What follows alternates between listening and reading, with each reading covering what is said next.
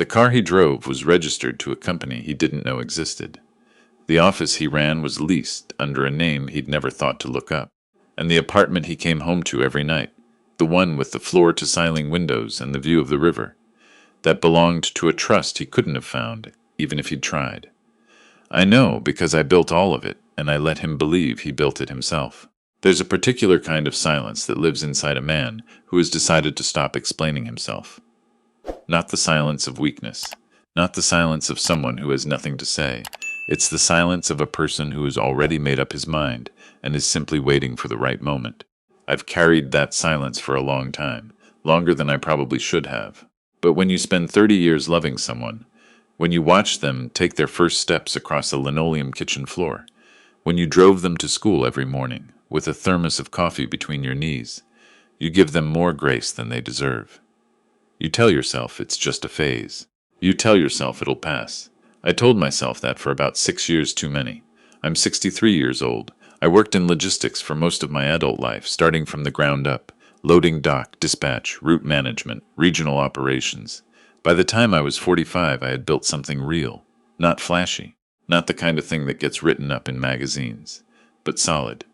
The kind of business that keeps running, because the people inside it actually know what they're doing. I called it Aldenmore Freight Solutions. Aldenmore was my mother's maiden name. She died the year I started the company, and I wanted something of hers to survive in the world. My son never asked what the name meant. He never asked about much, honestly. That was partly my fault. His mother and I divorced when he was 11, and I spent the years after that trying to make up for the disruption. I gave him too much too easily. I cushioned every fall before he hit the ground. When he graduated college with a business degree and no particular direction, I quietly arranged for him to come on at one of my subsidiary operations, a mid-size freight brokerage I'd acquired a few years earlier. I restructured it, put him in as a manager with a good salary, let him think the promotion was based on merit. When he needed a car appropriate for someone in his position, I made sure the company lease covered a good one. When he needed an apartment in the city, I made sure the Aldenmore Property Trust, which he had no reason to investigate, covered that too. I told myself I was giving him a foundation. What I was actually doing was building him a stage set and letting him perform on it like it was real life. His mother remarried when he was 26. A man named Prescott, went by Press, who had made his money in commercial real estate and wore it loudly. Nice enough man, I suppose, in the way that certain men are nice when things are going their way. He had a lake house. He had a boat. He took my son fishing and to ball games and bought him things I hadn't thought to buy. My son was an adult, so I didn't say much about it. People find family in different shapes. I understood that. What I didn't understand, what I was slow to see, was that my son had started measuring men the way Prescott measured real estate, by what was visible, by what could be pointed at. I drove a 12-year-old pickup truck. I kept an office in a building that needed new carpet. I wore the same 4 blazers in rotation. I didn't talk about money because I'd grown up in a house where talking about money was considered a kind of vulgarity. My father said that a man who tells you what he's worth is usually telling you because it isn't very much. I believed that. I still do. My son stopped believing it sometime around his 30th birthday. It happened gradually, and then all at once, the way certain kinds of damage work. First, it was small things. A comment about the truck at Christmas, a joke at a family gathering, his mother's side, about how I still used a paper planner. Small things. The kind that a father absorbs without mentioning, because mentioning them feels like weakness. Then it got less small. The dinner where it happened was at a steakhouse near downtown, one of those places with low lighting and leather booths that cost more than they're worth. It was ostensibly a birthday dinner for my son. He was turning 34. His mother was there with Prescott, a few of my son's friends, his girlfriend at the time, and me. I had driven the truck. Prescott had driven a new Range Rover and made sure to mention the color twice. The conversation at the table was the kind that moves in and out of topics without landing on anything. Sports, real estate, someone's trip to Portugal. I was quiet for most of it. I'm not a performer at dinner tables. Never have been. My son had been drinking a little, not a lot, just enough to loosen the hinges on whatever he'd been keeping closed. I don't remember exactly what started it. Something about careers. Something about his plans to eventually buy into the brokerage himself, expand it, take it somewhere. Prescott said something complimentary about ambition, and then my son, My son, who I had driven to soccer practice and stayed up with through fevers, and sat beside in the hospital when he broke his collarbone at 16, said it loudly enough for the entire table to hear. I learned everything from press. My dad's never really built anything. No offense, Dad. The table went quiet, not completely. A few people kept talking the way people do when they desperately want to pretend they didn't hear something. But Prescott heard it. His girlfriend heard it. His mother heard it, and she looked at her plate. I picked up my water glass and took a sip. I didn't say a word. My son looked at me with something that wasn't quite guilt. It was more like the expression of someone who has said a true thing and is waiting to see whether anyone will contradict it. He'd believed it. That was the part I hadn't fully understood until that moment. He had actually come to believe that I was a man who had never built anything. I set the glass down. I nodded once at nothing in particular. And I spent the rest of the dinner listening to Prescott talk about square footage. When I got home that night, I sat in my kitchen for a long time, not crying. I'm past the age where humiliation makes me cry. Just sitting. I have a dog, a 10-year-old beagle named Corporal, and he came and put his chin on my knee, and I left my hand on his back for a while. Outside, a car alarm went off on the street and then stopped. The refrigerator ran. I sat there in the regular sounds of my own house, and I thought about the thing my son didn't know. He didn't know that Aldenmore Freight Solutions had 7 subsidiary operations across 4 states. He didn't know that the brokerage he managed was one of those subsidiaries. He didn't know that the lease on his car ran through an LLC that I controlled. He didn't know that his apartment was in a building owned by the Aldenmore Property Trust, or that his rent, which he paid to a property management company with a different name, came back to me. He didn't know any of it because he'd never asked, and because I'd structured everything carefully, and because it had suited me, for reasons I had never examined closely enough to let him feel self-made. That night I examined those reasons closely, and I didn't like what I found. I had kept it secret partly from old habit. I don't discuss my finances, never have. But I had also kept it secret, I realized, because some part of me had been afraid. Afraid that if my son knew I had money, he would stop seeing me as his father and start seeing me as a resource. I'd watched that happen to other men. I hadn't wanted it for myself, but what I'd created instead was worse. I'd created a son who had no idea who his father was, and because he didn't know me, he'd filled in the blank with what he could see. An old truck, a modest office, a man who didn't talk about money. He'd built a version of me that he could look down on, and I had quietly handed him every brick. I called my attorney the next morning. His name is Bertram. We've worked together for 19 years. I told him I needed to think through some restructuring. Bertram is the kind of man who has learned not to ask unnecessary questions, but he asked one that morning.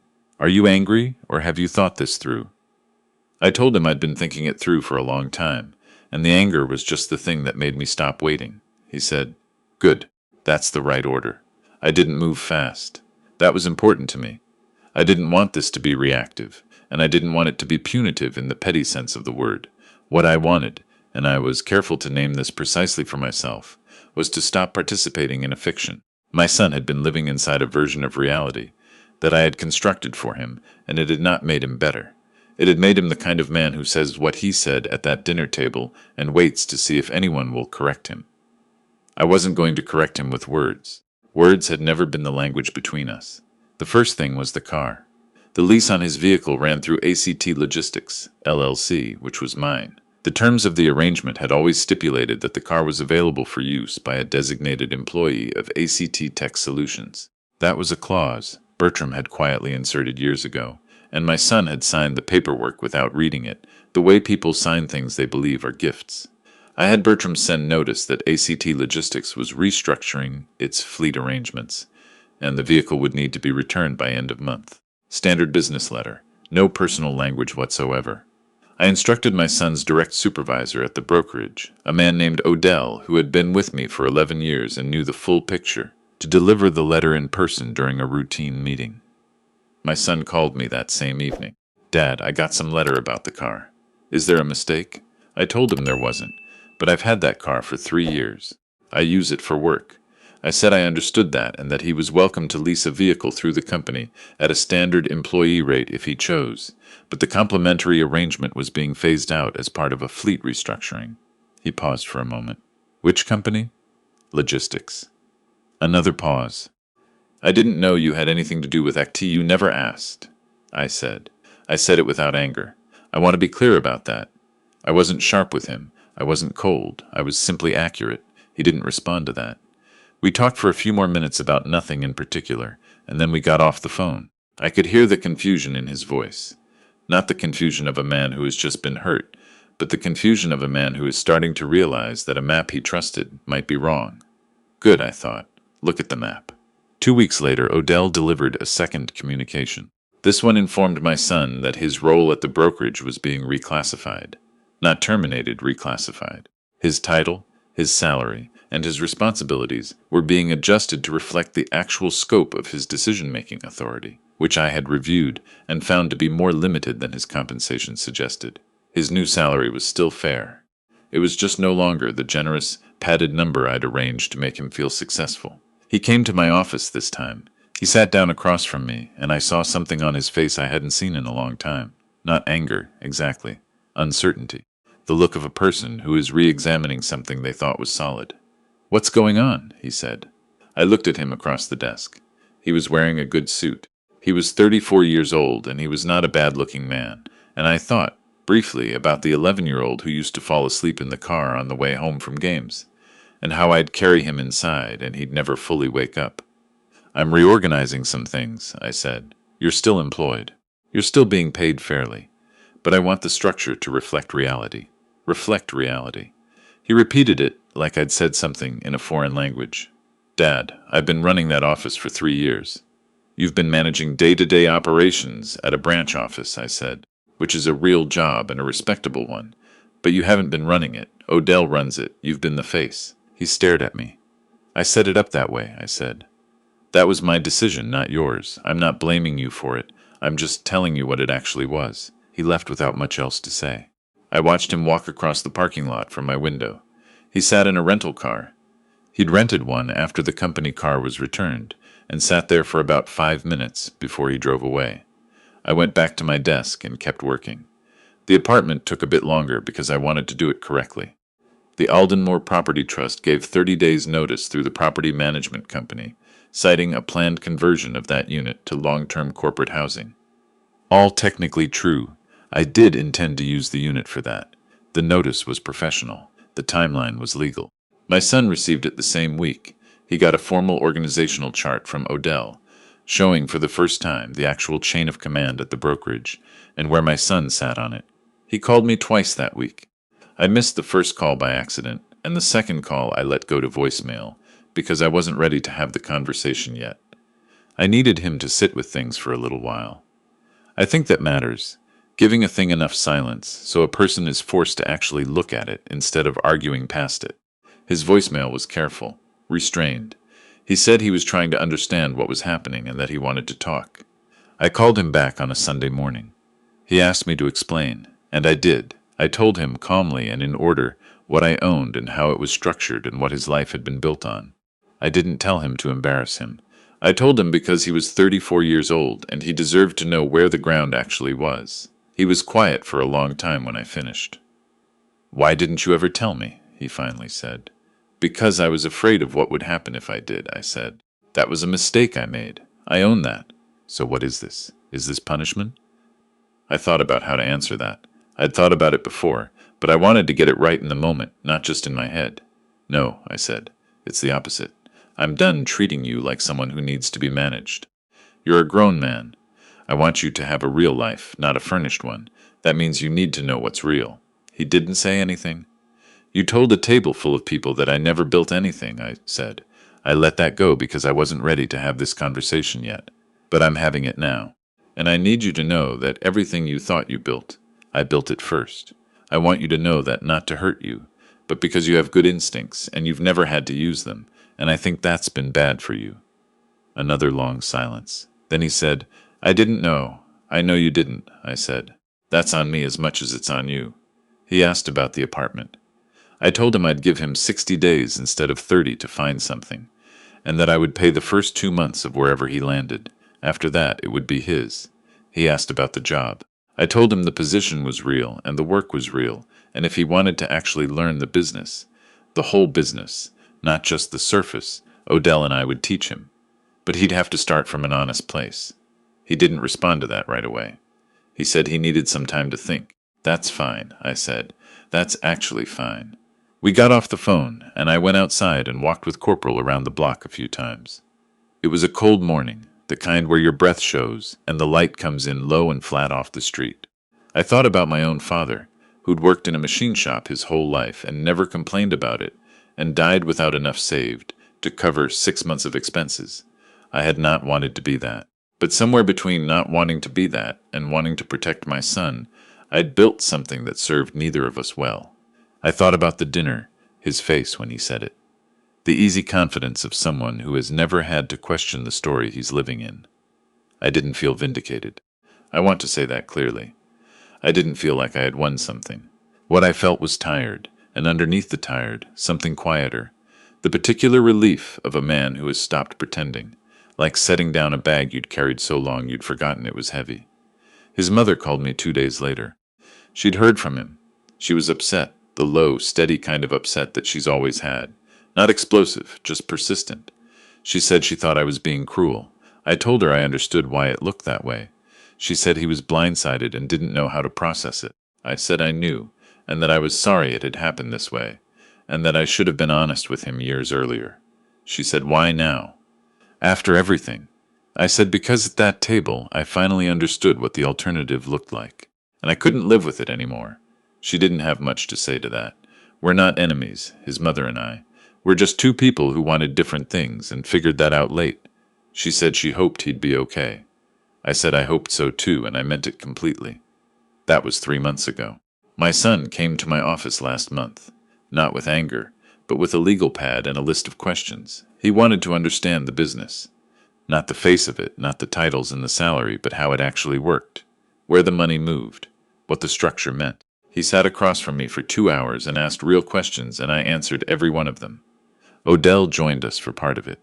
At the end, my son sat quietly for a moment and looked at the organizational chart spread across my desk, and he said, almost to himself, "You built all of this?" I told him yes. He nodded slowly. He didn't apologize. I wasn't expecting him to, not that day. Apologies take longer to arrive than understanding, in my experience. But he looked at me differently, like a man who is beginning to see another man clearly for the first time, making adjustments for the years when the picture was wrong. He's in the process of finding a new apartment. He found one on his own, negotiated the lease himself, sent me the details without asking for my opinion. That's a small thing. But small things are how I've always measured what's real. He still doesn't call as much as I'd like. But when he does call now, he asks me questions about myself, about the company, about my father, even where Aldenmore came from, what she was like. He listened to the whole story without interrupting. I drove him home after that conversation. He got out of the truck, and just before he closed the door, he looked back at me and said, "That's a good name, Dad, for the company. That's a really good name." I watched him walk inside, and I sat there in the truck for a while. Corporal asleep on the passenger seat, the engine ticking down, and let the silence settle. Not the silence I'd carried for 6 years, a different one, the kind that doesn't need anything else to happen inside it, the kind that means something is finally done.